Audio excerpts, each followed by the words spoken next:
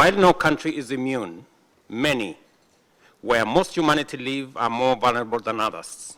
The gravity of the situation has been highlighted by the 2024 Interagency Task Force on Financing Development, which has sounded the alarm bell on a looming sustainable development crisis, driven by financing challenges that jeopardize both the SDGs and climate action.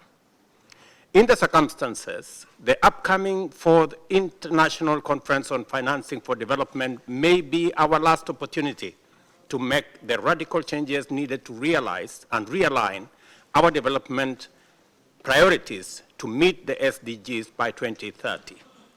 We must urgently close financing gaps, bridge international divides, and restore trust in multilateralism.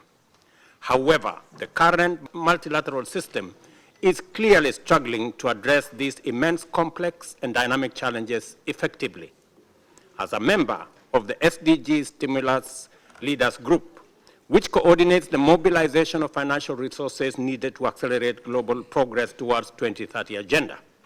And as we do our best to achieve this goal, we also must recognize that the prevailing multilateral institutional architecture is dysfunctional, or at least highly ineffective, and cannot be relied upon to provide the solutions for the world that we all urgently need. This is why countries are increasingly turning to innovative, homegrown approaches to solve their most pressing problems. To achieve the SDGs, we must address the structural and financial issues hampering multilateral institutions, particularly their negative impact on developing countries. These challenges include limited fiscal ability, rising debt, unfair credit rating frameworks, and an uneven interest rate regime.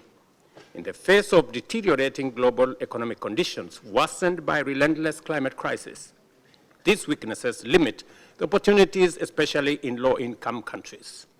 Today, 1 in 3 developing countries is at risk of defaulting on their debt obligations. The role of unfair and unjust global financial system is compounding economic crisis and deepening inequalities. Development financing is not keeping pace with the economic realities and urgent needs of the developing world. Consequently, the gap between developing world and developing nations continue to grow, creating a form of development apartheid. The Addis Ababa Action Agenda designed to address these challenges has lost momentum, with only 15% SDGs on track.